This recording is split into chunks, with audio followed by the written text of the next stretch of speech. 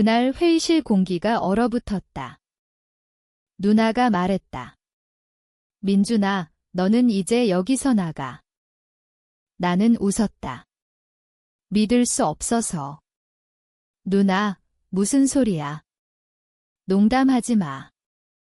누나는 서류를 밀어놓았다. 횡령 증거야. 내 서명, 내 계좌로 넘어간 돈 주주들이 다 알아. 나는 서류를 펼쳤다. 내 서명이 있었다. 하지만 나는 그런 적이 없었다. 은행 거래 내역은 완벽하게 조작되어 있었다. 누나의 남편이 다니던 대기업 출신 회계사가 손댄 흔적이 보였다. 이건 누나, 내가 한 거지? 누나는 눈 하나 깜짝하지 않았다. 증거가 있는데 무슨 소리야? 가족으로서 마지막으로 기회를 주는 거야? 조용히 지분 넘기고 나가. 법적으로 끌려가고 싶지 않으면? 아버지가 돌아가신 뒤 1년. 우리가 함께 키운 회사였다. 아버지가 작은 공장에서 시작한 화장품 제조업. 내가 밤낮 없이 공장 돌보고 누나는 영업과 마케팅을 맡아 300억 매출까지 끌어올렸다. 아버지 유언장은 간단했다. 지은이와 민준이가 함께 운영하라. 그런데 누나는 결혼 후 달라졌다. 남편 박준호. 대기업 전략기획팀 출신. 그는 회사에 투자자를 끌어오겠다며 지분 희석을 주장했다. 나는 반대했다. 가족 회사인데 외부에 넘기면 아버지 뜻이 아니야? 그게 갈등의 시작이었다. 누나는 변호사를 대동하고 왔다. 주주총회에서 내 해임 안건 올릴 거야. 이미 표는 다 모았어. 나는 쫓겨났다. 지분은 강제 매입당했고 가격은 시세의 절반도 안 됐다. 법적으로 싸울 돈도 시간도 없었다. 어머니는 누나 편이었다. 지은이가 잘할 거야? 너는 좀 쉬어. 집에서도 나왔다. 강남 아파트는 누나 명의로 넘어갔다. 나는 서울 변두리 원룸으로 이사했다. 월세 70만 원짜리 반지하. 그날 밤 누나는 마지막으로 전화했다. 민준아, 너는 가족에게도 해를 끼치는 사람이야. 이제 연락하지 마. 나는 대답하지 않았다. 전화를 끊고 창밖을 봤다. 비가 내렸다. 10월의 서울은 이미 추웠다. 나는 울지 않았다. 울음이 나오지 않았다.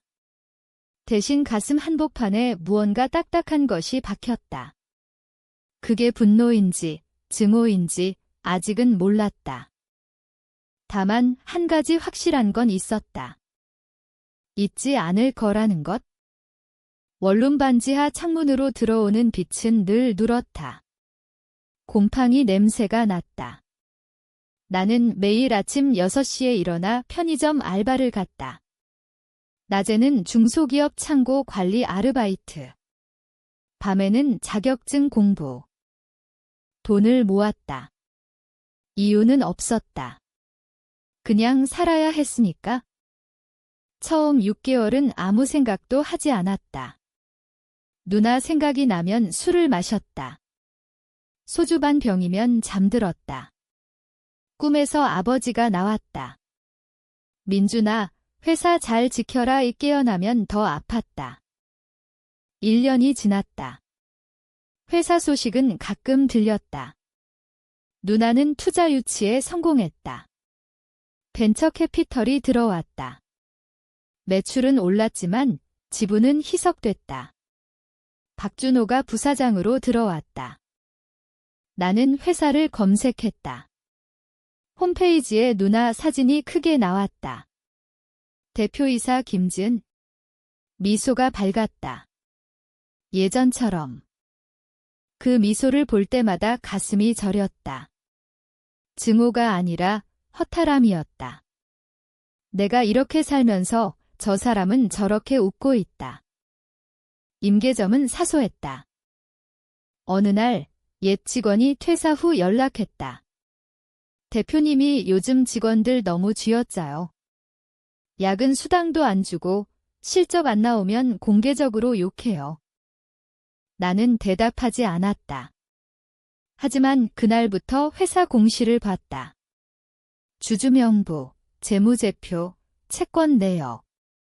모든 걸 출력해서 벽에 붙였다. 누나는 능력 있었다. 매출은 계속 올랐다. 하지만 부채도 늘었다. 투자자들의 요구가 세졌다. 박준호가 무리하게 해외 공장 설립을 밀어붙였다.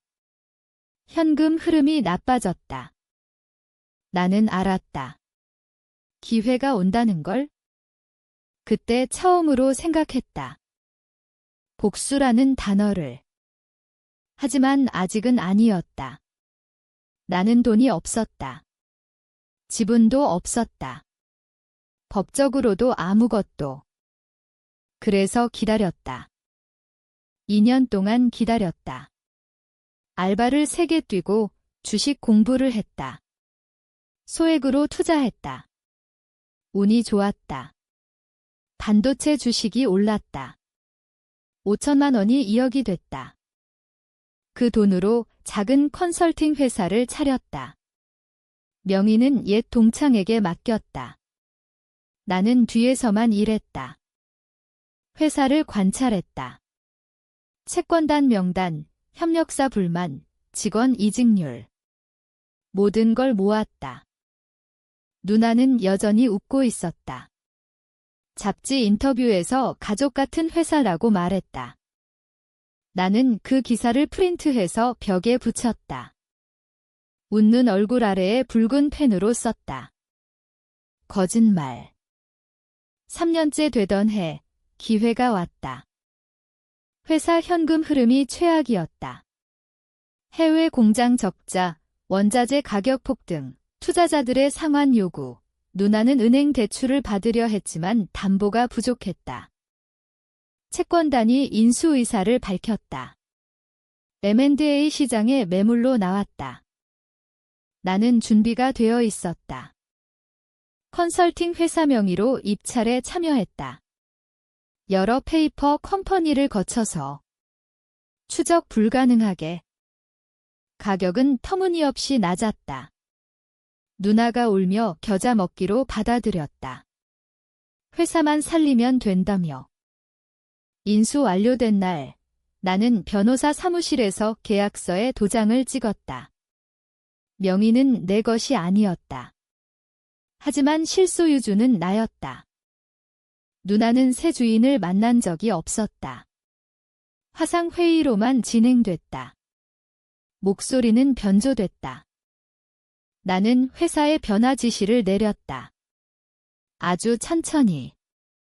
먼저 박준호의 해외 공장 프로젝트 중단. 손실 최소화. 다음, 불필요한 마케팅 예산 삭감. 누나가 가장 아끼던 연예인 앰베서더 계약 해지. 누나는 당황했다.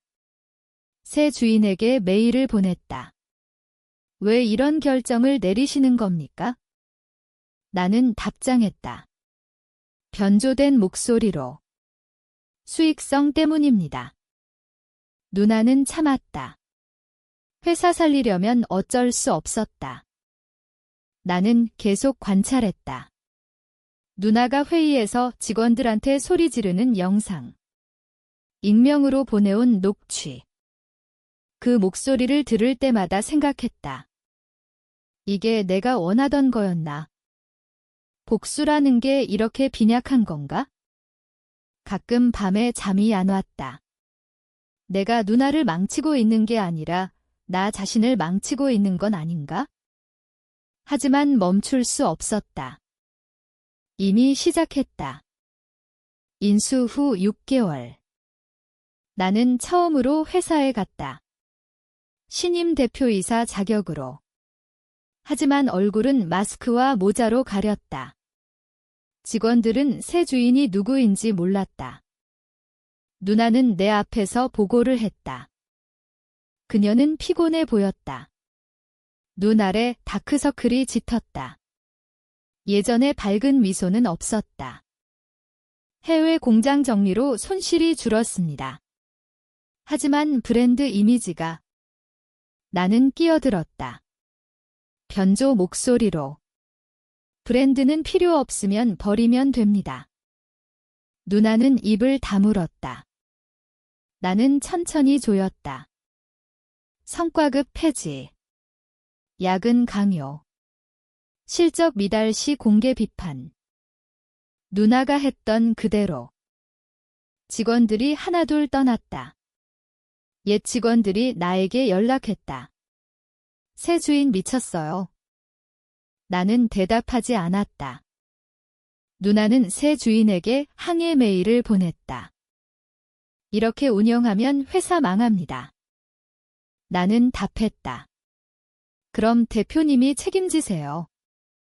누나는 참았다. 아직은. 나는 그녀의 남편 박준호를 먼저 쳤다.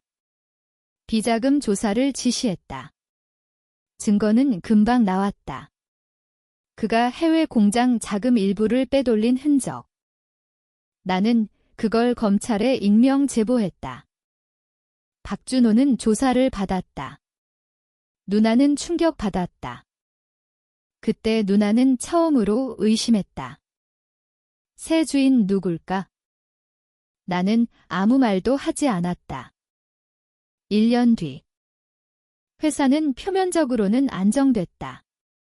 부채 상환, 매출 회복. 하지만 내부는 썩어 있었다. 누나는 지쳤다. 머리가 많이 빠졌다. 예전의 날카로움은 사라졌다. 나는 마지막 단계를 준비했다. 주주총회 소집. 의안, 대표이사 해임. 누나는 당황했다. 왜 저를? 총회 날, 나는 마스크를 벗었다. 회의실에 들어섰다. 누나가 나를 봤다. 그녀의 눈이 커졌다. 민준아. 나는 앉았다. 오랜만이야, 누나. 침묵이 흘렀다. 누나는 떨리는 목소리로 물었다. 너 새 주인이었어? 나는 고개 끄덕였다. 왜 이렇게까지? 나는 대답했다. 차분하게. 너가 나한테 했던 그대로. 누나는 울지 않았다. 그냥 나를 봤다. 오랫동안. 미안해. 그 말 한마디. 나는 아무 말도 하지 않았다. 그녀는 자리에서 일어났다. 서류를 챙겼다. 문으로 걸어갔다. 문손잡이를 잡고 멈췄다. 민준아. 나는 쳐다보지 않았다. 너도 이제 나처럼 됐어? 문이 닫혔다. 누나는 회사를 나갔다. 퇴직금은 법적으로 최소한만 줬다. 박준호는 기소됐다. 누나는 이혼했다. 회사는 내 것이 됐다. 매출은 다시 올랐다. 나는 대표실에 앉아 있다. 창밖으로 서울이 보인다. 가끔 누나 생각이 난다. 그녀가 마지막으로 했던 말. 너도 이제 나처럼 됐어? 맞는 말일지도 모른다. 나는 거울을 본다. 눈이 차갑다. 예전의 나는 없다. 복수는 끝났다. 하지만 뭔가 남았다. 빈 공간. 가끔 스스로 묻는다. 이게 정말 내가 원하던 결말이었나? 아니면 내가 그냥 누나를 닮아버린 걸까?